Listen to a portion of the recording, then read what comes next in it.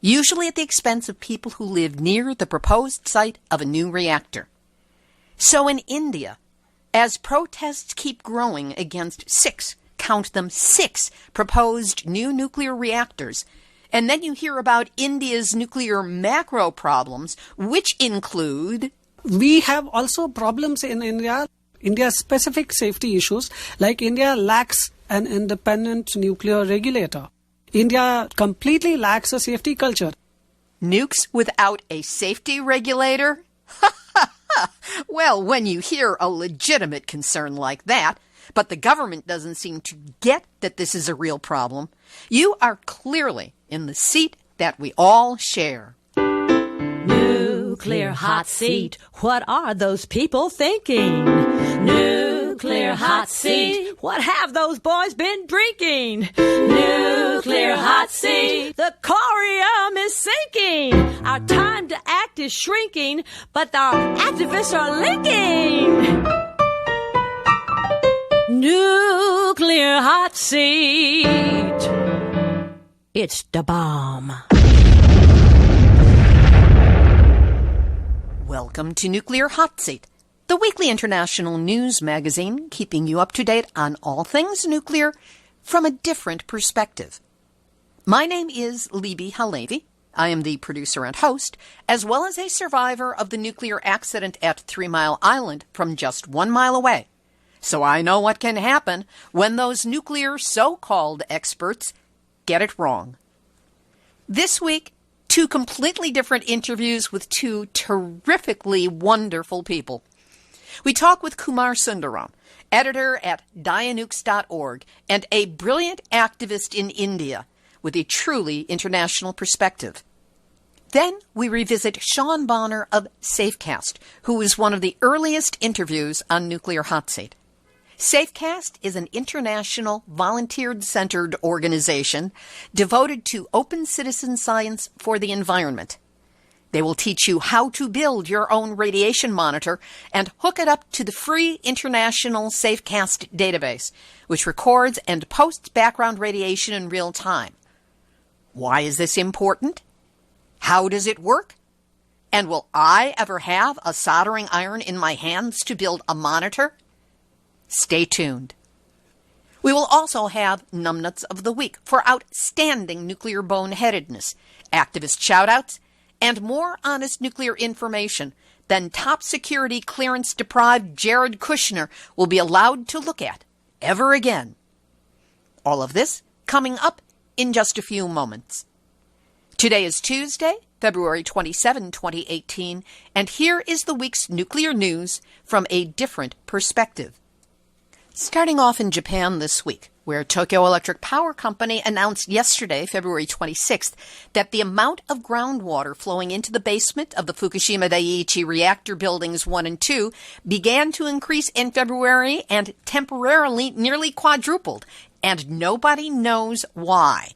At the site of the triple meltdown, groundwater flows into the basements of the buildings and mixes with contaminated water, meaning radioactive contaminated water, leading to an increase in new radiologically contaminated water.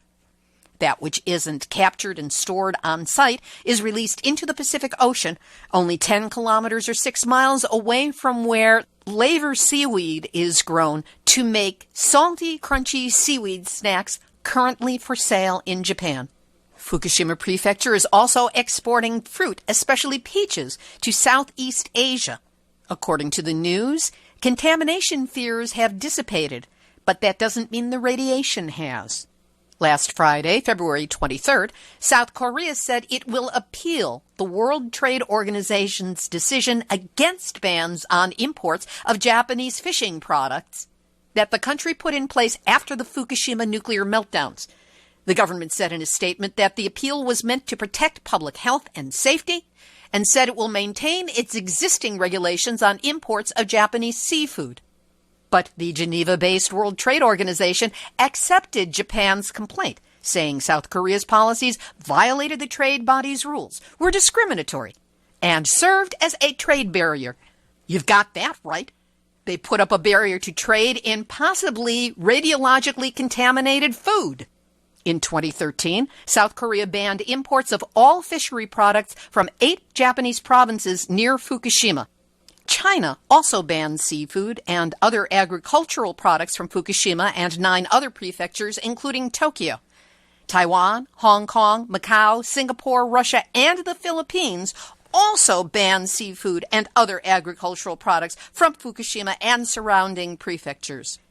And all this pressure to stuff Fukushima food down the throats of the world is in service to the 2020 Olympics and creating the illusion that everything in Fukushima and Tokyo and Japan is just peachy keen and perfect, when logic would suggest it is not. And now, Nuclear hot seat, nuclear hot seat, nuclear hot seat, numbnuts of the week. according to an announcement ballyhooed in that mouthpiece for nuclear propaganda, World Nuclear News, TEPCO, Tokyo Electric Power Company, has set its sights on global expansion and aims to become an innovative global energy and technology company. This according to its president, Tomiyaka Kobayakawa. He said, "Our main mission is guaranteeing the delivery of a stable supply of low-cost electricity to customers." No! Your main mission must be to clean up the global contaminated radioactive mess you made at Fukushima Daiichi. But the tone-deaf President Kobayakawa continued by stressing that the focus on the future will not come at the expense of TEPCO's obligations to its past.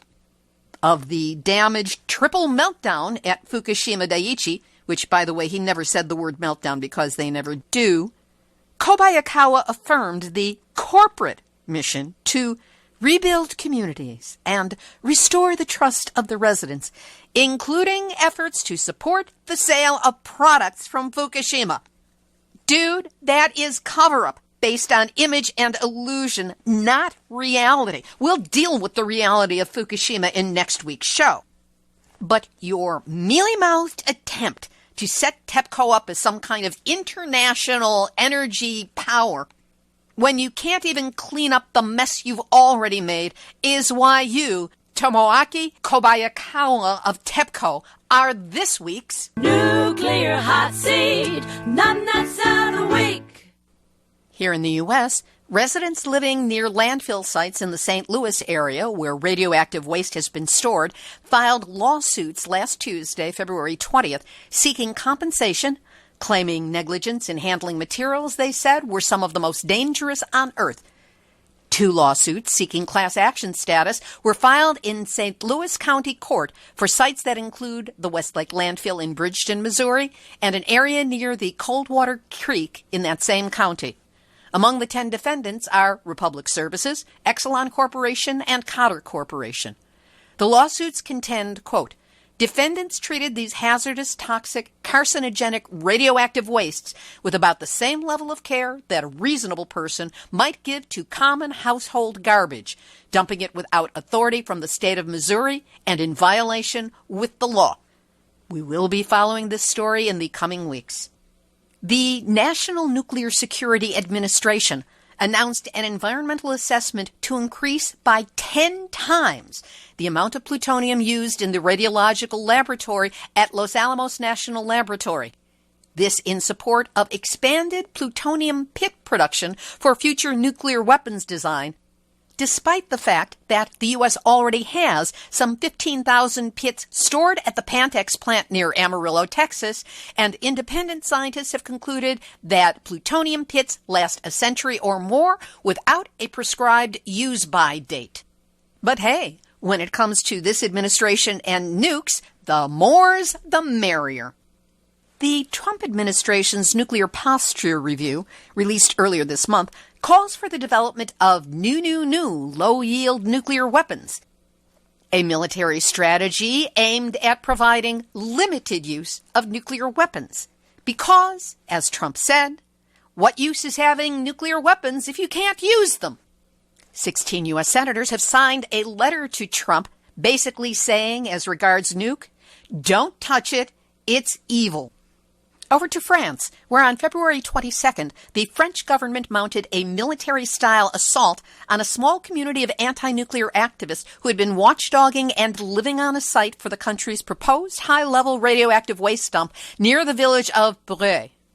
As many as 500 armed gendarmes in riot gear moved in at dawn with bulldozers, trucks, helicopters, drones, and chainsaws to confront about 15 occupiers. When it comes to nuclear, they just love their overkill. At Caloundra in Australia's Queensland, a massive radon spike was detected that reached 10 picocuries per liter of air. This happened on February 24th, 2018. At the time of the largest spike, humidity hit 80%, and there were intermittent showers passing through, so it looks like this was a rainout. Originating source of the radiation is not yet known. Finally, India has been in discussion with Westinghouse since 2005 to build 6 AP1000 nuclear reactors. After protracted negotiations and concerns on nuclear liability, Westinghouse had agreed to work towards finalizing the contractual arrangements by June of 2017. However, the process stalled after Toshiba Corporation declared bankruptcy and decided to move out of the reactor building business. Meanwhile, the second site for constructing additional Russian reactors in Andhra Pradesh at the village in Kovada has yet to be finalized.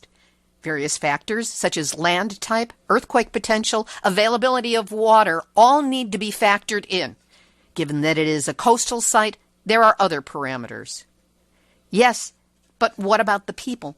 What about their lives, their livelihood, their health? That's what our first guest today is going to address. And we'll have that interview for you in just a moment. But first, let's face it. Most mainstream media pays only fleeting attention to a story about nuclear anything, and only when it bobs to the top of the news cycle. That's why you and so many others who want to be in the know turn to Nuclear Hotseat for your nuclear news. Everything that's reported here is researched, verifiably sourced, and footnoted, even if it is delivered with more than a little attitude, I will confess. Nuclear Hotseat provides nuclear stories with continuity and context, along with interviews that are held with genuine experts who do not go along with the radioactive industry's party line. In order to provide you with this information every week, we incur costs. And without your support, Nuclear Hotseat would not be able to continue following this onslaught of nuclear stories. So if you're grateful for the news, the background information, and insights you get from the show, help us to keep going. Make a donation so we can meet our expenses and you can keep hearing the news. You can do so by going to nuclearhotseat.com and clicking on the big red donate button. And for those of you on a budget, and let's face it, is there anyone today who isn't on a budget? We've set up an easy, inexpensive way for you to help us out. You can buy Nuclear Hotseat a monthly cup of Java. Said the show, a monthly $5, which, let's face it, is the equivalent of a cup of coffee and a nice tip to the barista. We won't be buying any overpriced coffee with your donation. It will be helping us meet the show's many expenses. You can make this sustaining donation easily by going to nuclearhotseat.com and clicking on the big green donate button. Please do what you can and know that whatever you do to help, I'm deeply grateful that you're listening and that you care. Here's the first of this week's featured interviews. I maintain contact with activists from around the world, but I rarely get to meet the more distant ones in person. Thus, it was a real treat when Kumar Sundaram, a prominent Indian anti-nuclear activist, came to Los Angeles for a brief visit. Kumar is editor at dianuke.org, and I find him knowledgeable, articulate, and someone with a genuine worldview, as well as an understanding of nuclear issues that includes politics, law, liability, and humanity. We spoke on February 17, 2018, in my living room, without the interference caused by long-distance computer, telephone, gobbledygook. And we were able to discuss upcoming anti-nuclear protests in India. Kumar, first of all, thanks so much for being here with us on Nuclear Hot Seat. Thank you so much. I've been following your show since the beginning. It's one of the most remarkable initiatives that we need in post-Fukushima world. So I'm glad to be on this show again. Thank you. Tell us about the most recent protests in India and why they were against Westinghouse.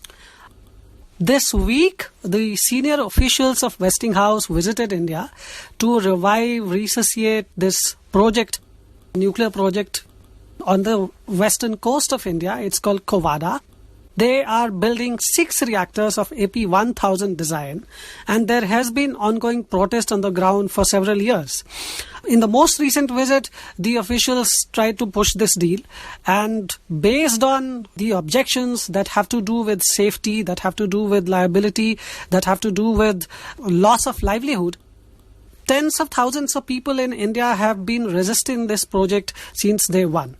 So this week we had a massive protest. So there was protest, there was press conference on the ground, and we had on Nuke an international petition which was signed by more than 1,000 people. People from across the world signed it, and they said no to this nuclear project. So this week the protest was against Kovada nuclear power project in India. Tell us more about this project at Kovada and what makes it so dangerous. American corporations, Westinghouse and GE, were allotted by the Indian government one site each. Westinghouse had originally got a site called Methi, which is in the Gujarat state, which is on the other side, or the other coast. And GE Hitachi were given originally this site, which is Kovada.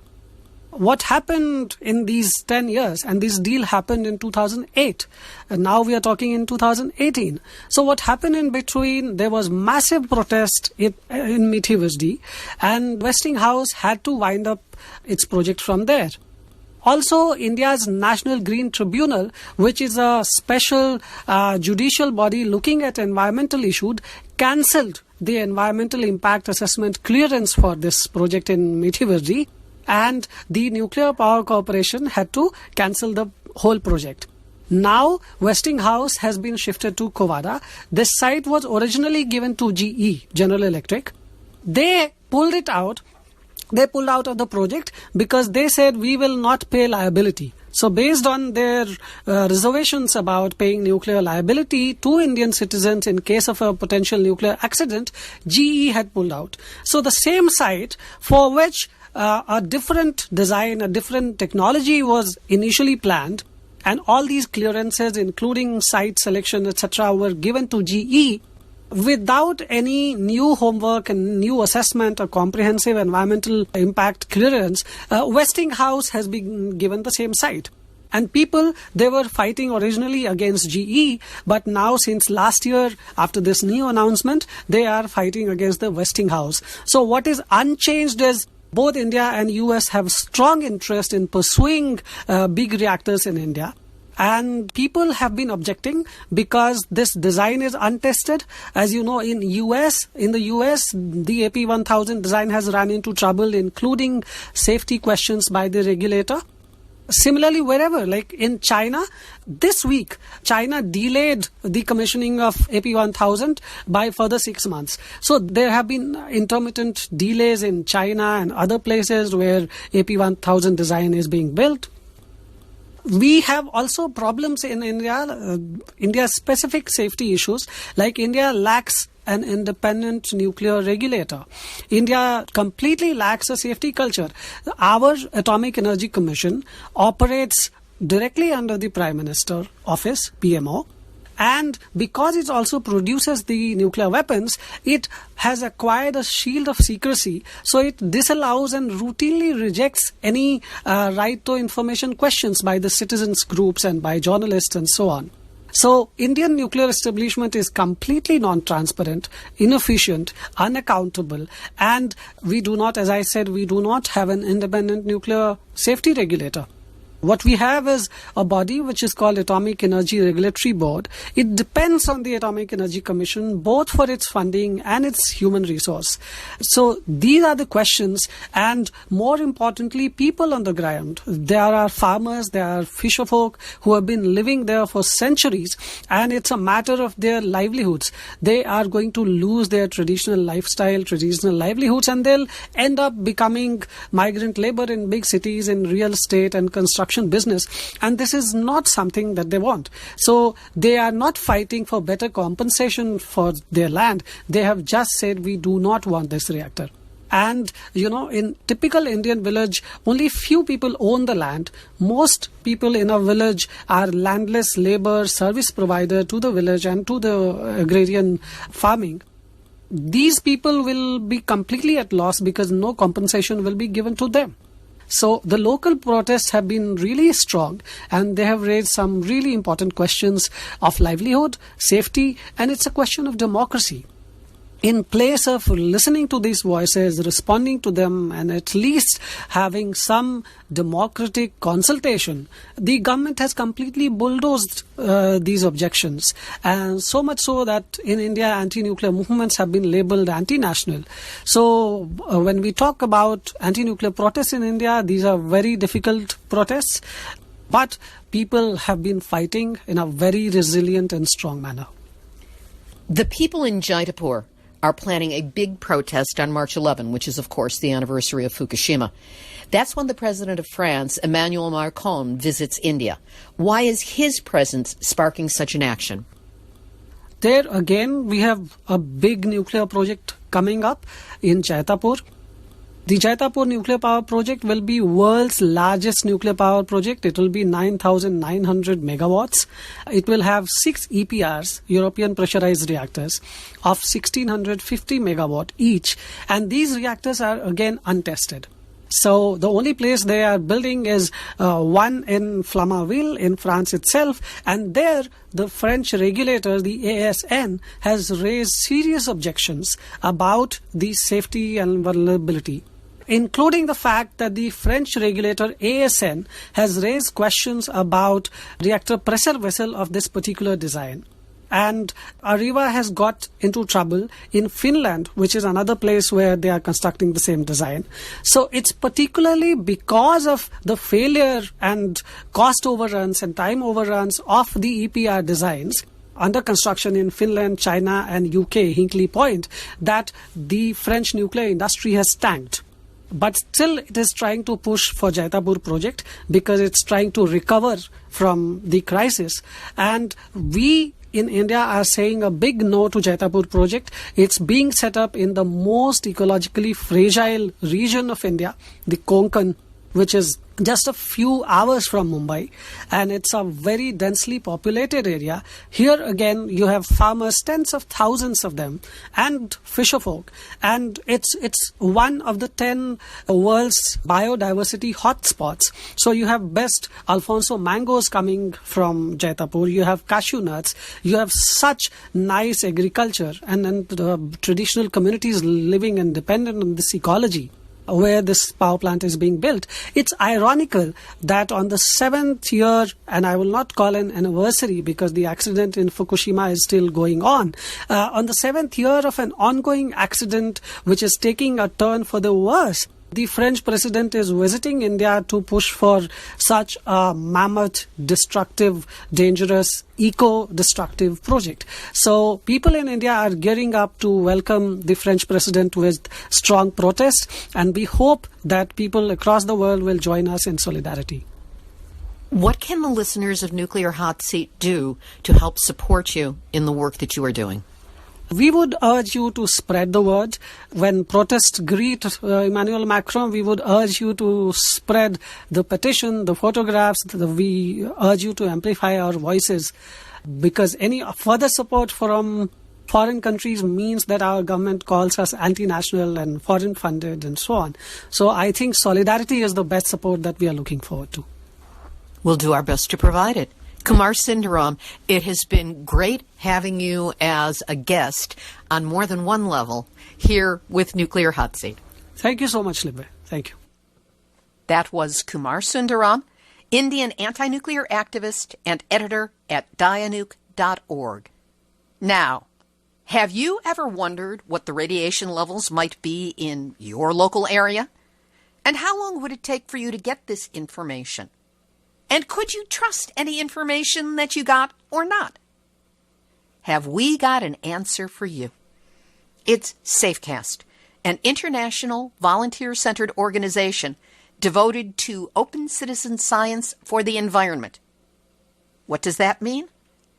After the devastating earthquake and tsunami, which struck eastern Japan on March 11 of 2011, and the subsequent meltdown of the Fukushima Daiichi nuclear power plant, accurate and trustworthy radiation information was publicly unavailable. Safecast was formed in response. The organization's mission is to provide citizens worldwide with the tools they need to inform themselves and others by gathering and sharing accurate environmental data in an open and participatory fashion. Our next guest explains a whole lot more about exactly what that means. Sean Bonner is co-founder and global director of Safecast, as well as an associate professor at Keio University, a visiting researcher with the MIT Media Lab's Center for Civic Media, and a long list of impressive credentials that are far more than I could possibly get to here. He spoke with us on Sunday, February 25th, 2018, from his new home in Tokyo. Sean Bonner, it's so great to have you back with us here on Nuclear Hot Seat. Yes, thanks so much for having me back again. Let's orient people who may not be familiar with Safecast. Tell us, what is it and how did it get started? Sure. So Safecast started just after the earthquake and resulting nuclear meltdown in Fukushima back in March 11th in 2011. And it started as a reaction to there not being any data available for normal people to find out what was going on in their areas. So specifically people in Fukushima, but people outside of Fukushima or people with friends and family in Japan or any sort of nearby area. There was just a lot of questions and no answers for this at all. So I and a number of people came together and created what became Safecast. It was initially just a group of people trying to solve a problem. We designed a hardware and software platform for people to collect research-grade radiation background data and publish it all to a central data set, which we then publish out into the public domain. So anyone can access it, anyone can verify it, anyone can double check it. This data was used in redefining the evacuation zones just after the earthquake. And what we realized was that data such as this was not only not available in Japan, but also not available anywhere else in the world. So it very quickly spread from a Japan project to a global project. And we now publish the largest data set of radiation background data that's ever existed. It's just shy of 90 million data points now. And again, this is all public domain data. And early last year, we began publishing air quality data as well. Again, this data set is completely global. It's from over 100 countries around the world. And every continent, there's over, I think, about 3,000 volunteers right now with devices out carrying them around every day, collecting readings and submitting them back to us. And we just continue to do our thing and see what more we can cover. When you say that in Japan, this data was used to reconfigure the evacuation zones, was that the government reconfigured it because of your data? It's a little bit questionable exactly who and what and all of this stuff, but the timeline that we know that's confirmable in every possible way is that the evacuation zones were set as perfect radiuses around the plant. We released our data showing that there was heavily contaminated areas outside of the evacuation zone, as well as not very contaminated areas well within the evacuation zone. Very shortly after our data was released, a number of articles were released showing other data sets that confirmed this. And then just after that, the evacuation areas were reconfigured to align with the data that we published and others published. So our data was published prior to the changes. So it was certainly used, but we don't necessarily have this person used this data on this day. We just know that our data was published before the changes were made and was used in the process. Well, information is power, and you have made it very clear that Safecast is about information. You state very clearly on the website that Safecast is neither pro-nuclear nor anti-nuclear. It is pro-data. Tell us what you mean by that. Especially when you're talking about radiation, but certainly when you're talking about any kind of other contaminant or environmental factor or anything, these tend to be very polarizing topics, and it's very easy for someone to disregard information because it's coming from a source that they don't like or a history or something along these lines. And this was something that we saw very drastically with radiation once we started getting into it and we were asking questions. And every answer we would get was along the lines of, well, if it's coming from this side, it's this, and if it's coming from that side, it's that. And we felt that was incredibly problematic, especially if you're talking about the safety of people or, if someone's trying to decide whether they should evacuate or whether they should move back to an area that had been previously evacuated or any of these kinds of questions. And so we decided that first and foremost, we weren't really qualified to take a position in this. We didn't have enough information to we hadn't been studying this prior to it. But what we did know was data, and we did know about public domain, and we did know about access to research grade information being useful to people, and decided that this was going to be our mission. We were going to create data that anybody, regardless of their political view, could verify all the way down to the source, could trust, and now there could be new discussions held because people with completely different viewpoints could all agree that this data was reliable. What is the earliest data that we have or that exists regarding background radiation levels? I mean, do we have any sense of what was considered normal before the first 3 atmospheric A-bomb blasts, Trinity, Hiroshima, and Nagasaki? I'm not really sure what the very earliest readings were. One of the big issues is that prior to Fukushima, very specifically, there weren't a lot of standards being used for things. And so there's lots of different readings from different places that are reported in different ways on different equipment, some of which is classified. It's very hard to sort of compare apples to oranges with most of the stuff prior to Fukushima. So I'm not comfortable saying, this is the earliest thing because maybe there's something else that's just, kind of out of my spectrum on that. But I know that things were most often reported in really, really big averages as opposed to independent readings, which is what we really focused on after that. So basically, we don't have baseline readings before the atmospheric bomb blasts began, or even really consistently before Fukushima began. Yes and no. I mean, there's data out there. The question is, how reliable you consider that data, or if you consider that data to be sort of averaged beyond usefulness or any of those things. I mean, I'm not a nuclear historian, so to speak, so I can't get into the fine nitty-gritty on every bit of it. But there's lots of old data sets. It's just whether they're at all useful in any way or whether they're so obsolete that, they're not even worth the paper they're printed on. And that says a lot that it would be printed on paper as opposed to being digital. Yes. So in terms of reliability, that's what Safecast has been focused on. Mm-hmm. Tell us about your monitors. What is it that makes them so good or so consistent or so different, if they are, from the monitors that people are walking around with in their hands or attached to their phones? The big difference, I would say, is more in our system than in our hardware specifically, although I can speak to that in a little bit. Most other systems sort of begin with requiring you to trust something. They would begin with you requiring you to either trust the hardware or trust the network or trust the company that's provided it to you or any of that. And we very specifically don't want any of that. We don't want you to trust us. We don't want you to trust our equipment. We don't want you to trust anybody else using the system. We want to provide enough things that you can look it up yourself and verify every bit of it. So we don't want to ever be in a situation where we're saying, just trust that it works, because the reason it works is because you don't trust any of that. So we are using industry standard 2-inch pancake sensors in all of our devices. So every single device we have uses the exact same sensor.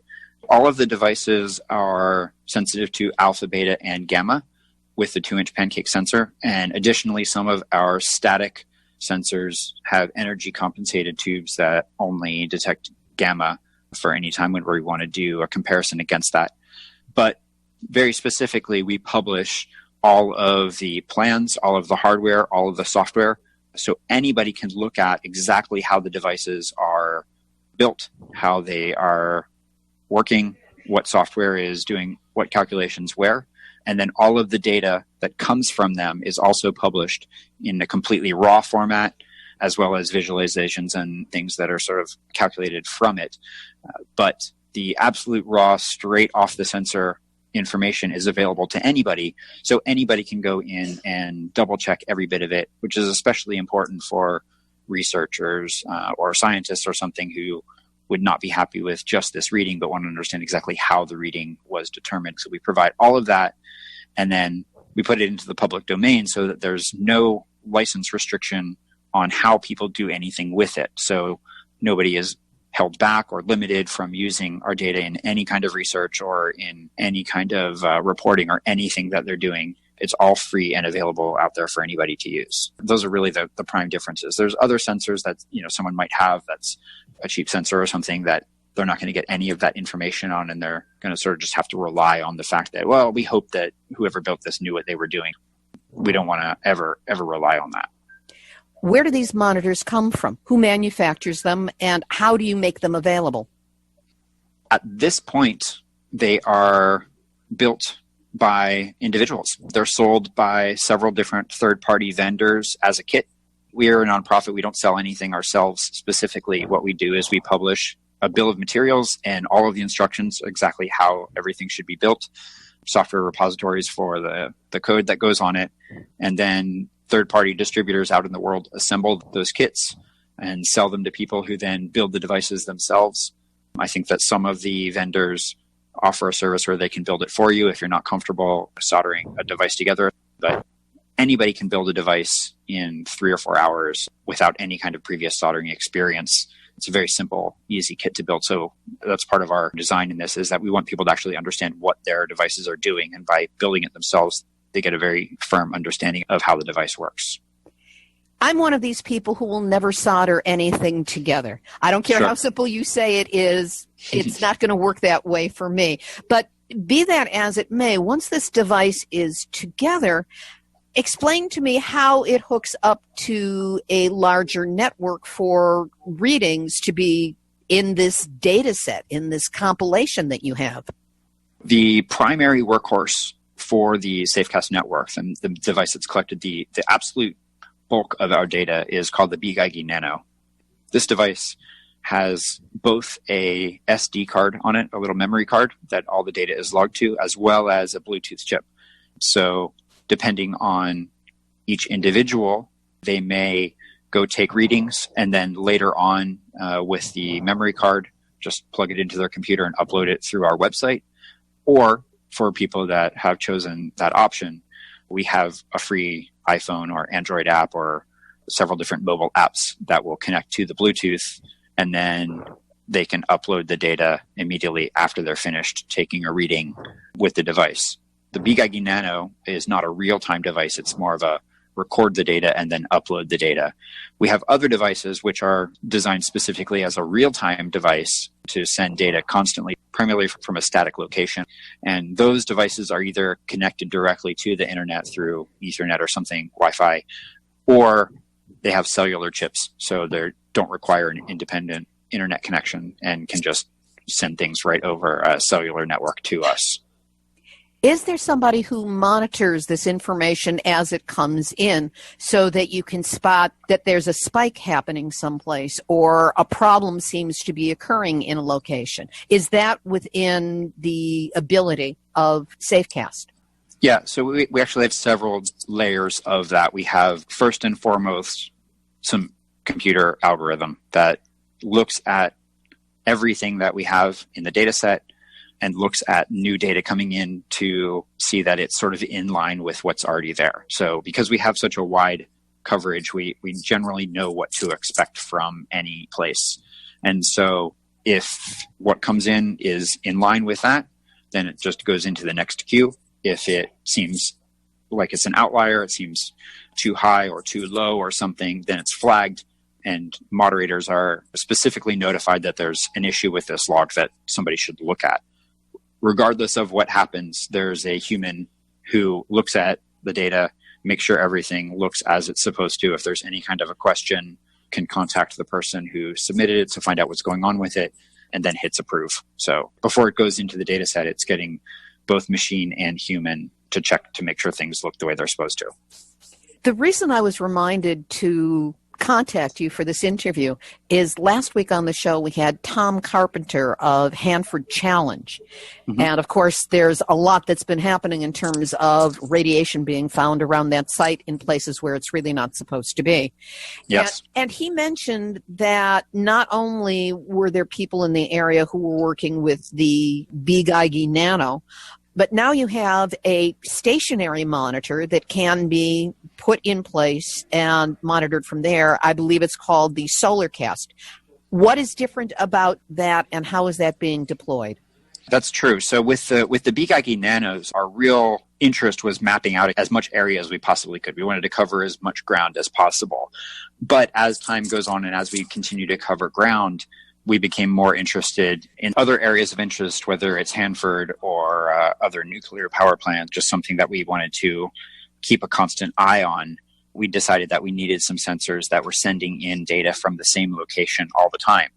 Our first foray into that was a few years ago, a device called the Pointcast, but this was very cumbersome in that it required power and it required internet and required sort of a custom installation for every single one that we built. So this is not necessarily a scalable device or something that we could just make a whole bunch of and get out of there pretty quickly. And so that's how we came to the idea to build a Solarcast. And so the first Solarcasts that we deployed last year were radiation and air quality sensors, and they are completely solar powered and cellular. So these send data and run on their own. You basically just have to turn them on and put them outside, and then you can forget about them and they just do their own thing. These ones are big and expensive, and we sort of made them as a proof of concept for what we wanted to do. And it was shortly after we made those that we began talking more in depth with Tom. We had previous conversations about other things, but we started to realize that there would be something valuable and useful to people like Tom to have a smaller version of the Solarcast that just focused on the radiation and was still solar and cellular, but people could sort of just sprinkle them around to places and then they could send data in on their own. So from the Solarcast, we developed a smaller version called the Solarcast Nano, and that's what we've just sent a few of to Tom. So we really designed that with Hanford as the primary use case, but of course, that's something that's useful to many other people as well. So it's a little larger than a B Geigy Nano, a little larger than the mobile device, but it can mount on a tripod or can hang from a tree or wherever it needs to be, but it runs completely on its own with the sun and sending data to us via cell phone. Have you had any contact with people in North St. Louis as regards the Westlake landfill situation or Coldwater Creek about utilizing either the smaller handheld version, the B Geigy Nano, or this larger Solarcast? I couldn't tell you specifically. I would have to dig into the database to see what's around. I don't recall any specific conversations about that with myself, but that doesn't mean that another member of the Safecast team hasn't been speaking to somebody about that. We have a number of different people that sort of have different contacts and help coordinate with different people. I don't do every bit of it myself. One of the things I was floored about when I went to your website is that I saw that you had data published for the fires, the wildfires we had last December in Southern California, including my neighborhood fire that I was in mandatory evacuation from. How did that come about? How did we get these monitors in Southern California to record this information? So, yeah, that actually worked out really well for everyone because in the middle of last year, we deployed our first batch of air quality sensors. These also all had radiation sensors on board, but it was really our sort of first foray into deploying some air quality sensors out into the world to see what sort of data came back. And at this point, I was living in Los Angeles, so this was sort of just my backyard. I just reached out to volunteers and people in the area to see who might be able to host a sensor. And we just scattered them around and started bringing in data from about August of last year. And so when the fires started to break out, a number of these sensors were already perfectly positioned, and we were able to reach out to other people and just sort of drive a sensor right over to people who were able to put them in evacuation areas, people in their yard where they were supposed to leave, and just leave a bunch of these around. So this was a perfect example for us to see what having sensors in place before a situation comes up looks like, because that's really been our hypothesis for quite a few years now, is that we don't want to just be reactionary. We want to have sensors that are there and reliable in reporting so that as something happens, people know what's going on immediately. They're not scrambling later on to find out what happened to them last week or last month. And so, so those sensors were there for that.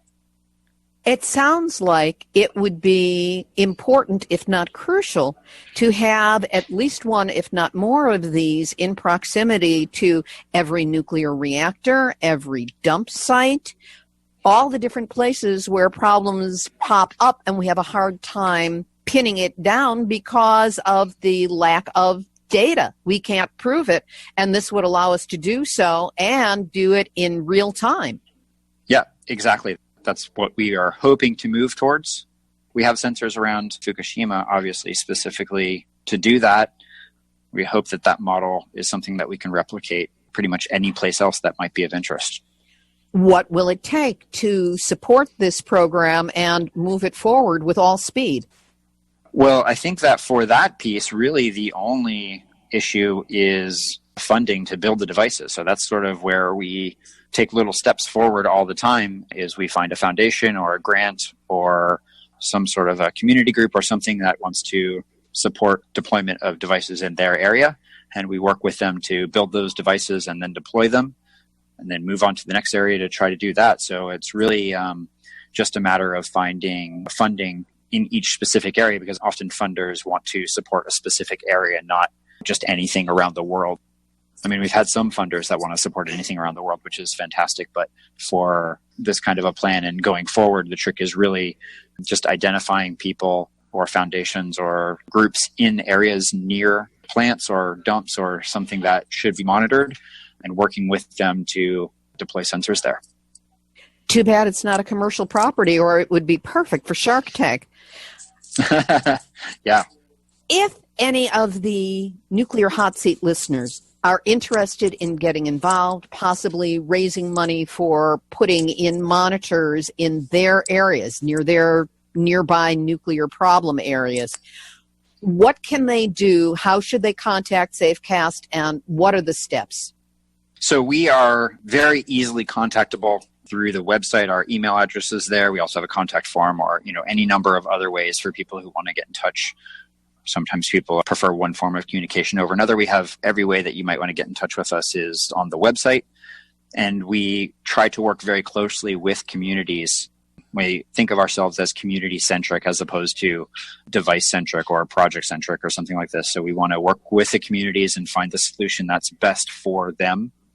Typically, this is a combination of mapping out the area to see what it looks like right now, and then getting in a couple sensors in place so that you can see what changes going forward, if that's what you're looking for. But really, it all kind of hinges on having one or two people who are kind of committed to be the local people in charge of it, because I can't manage something in some city far away from where I'm at. But if I have one person in that city who is committed to help making it happen, then that makes all the difference. So it's really about having that first connection that makes everything else happen. And that's what Nuclear Hot Seat is really good at doing, making that one connection. So if any of the listeners are interested in getting this kind of monitoring in place in your community, we will have a link up on the website, nuclearhotseat.com, under this episode, number 349. And you can also contact through the website of the organization, which is safecast.org. Do I have that right? That's correct. And also, if you're just curious and just want to see what's going on, map.safecast.org or the Safecast application on iOS or Android all have our complete data set mapped out visually, so you can see if there's data that already exists from where you're at. Sean, this is such a crucial piece of what has been needed that Safecast is providing with this monitoring and with our ability to know instead of guess, instead of just have suppositions. Once we know the truth, then it can be acted upon, and we can put pressure on elected officials and appointed officials to do their job. And we've got the numbers to back it up. Exactly. So for all of the work that you have been doing and that you continue to do, I want to thank you. Thank you so much. It's been an interesting few years, to say the least, but we're glad that our work is useful to people. Well, it's not only useful to people, I think it's extremely eye-opening, and I think it's going to prove crucial as we move into the future. For now, I want to thank you for being my guest this week on Nuclear Hot Seat. Thanks again. Sean Bonner of Safecast. Check out the group and learn how to build your own Safecast-compatible radiation monitor so you can join the ranks of citizen scientists literally around the world. Just go to safecast.org, and we'll also have that link up on our website, nuclearhotseat.com, under this episode, number 349. Activist shout-out. Several things for you to do where you can get involved in your own kind of activism.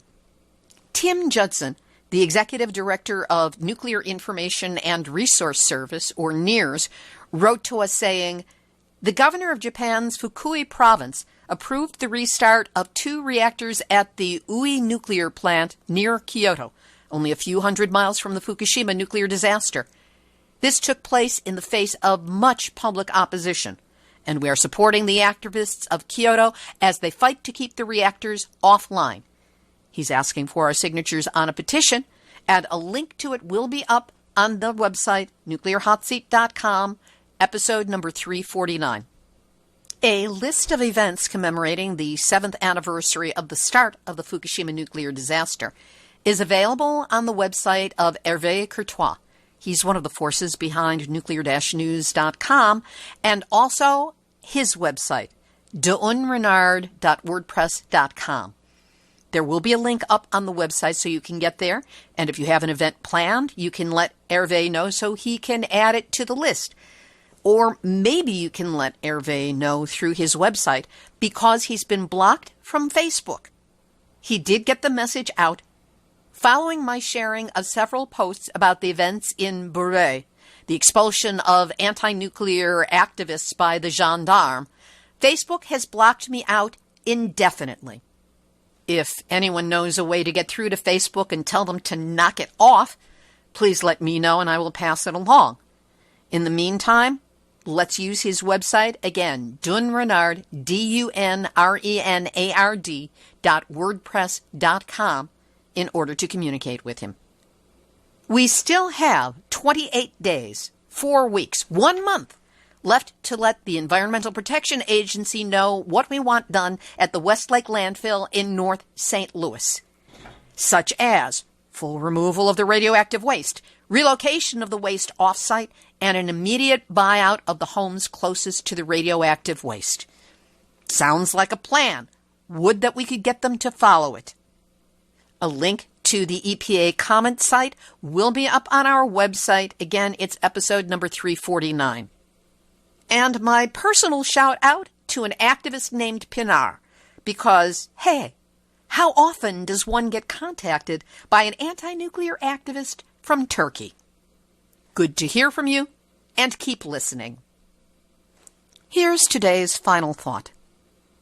Next week, we'll be presenting a very special nuclear hot seat. Voices from Japan, the annual Fukushima anniversary special. This year, it's particularly powerful as we focus on child thyroid cancer rates and the difficulties accessing honest information on this issue because of difficulties and roadblocks put in place by the Japanese government and the nuclear industry. I mean, you wouldn't want to sully people's desire to travel to Japan to attend the 2020 Tokyo Radioactive Olympics, would you? That's what the families of Fukushima are up against.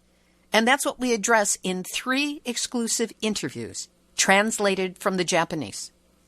Plus, we will provide context for the issues raised in the interviews in talking with Beverly Finlay-Knako of Families for Safe Energy, who is also co-producer of the episode, as she has been every year. It's a complex job, and I'm already a full week into production. What I can tell you is that what I've heard in the interviews has moved me to tears more than once. Truly, these are voices from Japan. It's an annual Nuclear Hot Seat special to let you hear firsthand what is going on regarding Fukushima from the people who are most impacted by this ongoing nuclear disaster. I hope you'll choose to give it a listen.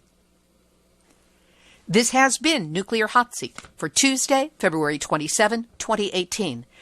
Material for this week's show has been researched and compiled from Nuclear-News and Sean McGee, deunrenard.wordpress.com and Hervé Courtois, miningawareness.wordpress.com, dianuke.org, Reuters.com, Beyond Nuclear, NEARS, BostonHerald.com, KOB.com, UtilityDive.com, TheNews-Messenger.com, AlJazeera.com, FreeWashingtonPost.com, Beacon.com, Shadowproof.com, NHRegister.com, Christian Science Monitor, Counterpunch.org, EnergyTransition.com, Express.co.uk, ScienceMag.org, TheHindu.com, the soul-dead cubicle drones who can't look themselves in the eye in the mirror when they shave because they're grinding out press releases for world nuclear news, the Nuclear Regulatory Commission, and a shout-out to you, yes, you, the Nuclear Hot Seat listeners and followers who are literally around the world, 123 countries and counting. Plus, everyone who's listening on broadcast stations in the U.S., and that network is growing. You are the ones who show your love for life on this planet by being the kick-ass defenders of nuclear truth and supporters of atomic awareness that you are. Thank you for gathering at the Nuclear Hot Seat Facebook page and podcast page, and if you haven't yet, be sure to stop by, click like, post, and share. Nuclear Hot Seat theme music written by me, sung by Marilee Weber, accompaniment by John Barnard, recorded at Winslow Court Studio in Hollywood. Want to get Nuclear Hot Seat delivered via email every week so you don't miss a single episode? It's easy. Just go to nuclearhotseat.com, look for the yellow box, we've got everything color-coded there, yellow, and sign up for the weekly email link to the latest show. If you have a story lead, a hot tip, or a suggestion of someone to interview, send an email to info@nuclearhotseat.com. We are copyright 2018, Libby Halevi and Hardestry Communications. All rights reserved, but fair use allowed as long as proper attribution is provided. And if you appreciate weekly, verifiable news updates about nuclear issues around the world, take a moment to send a donation to nuclearhotseat.com. We will be terrifically grateful when you do. This is Libby Halevi of Hardestry Communications, the heart of the art of communicating, reminding you that the last thing I or anyone involved with the anti-nuclear movement wants to be able to say is, I told you so. So let's get busy and make sure that doesn't happen. Consider that your nuclear wake-up call. So don't go back to sleep, because we are all in the Nuclear Hot Seat. Nuclear Hot Seat. What are those people thinking? Nuclear Hot Seat. What have those boys been drinking? Nuclear Hot Seat. The corium is sinking. Our time to act is shrinking, but our activists are linking. Nuclear Hot Seat. It's the bomb.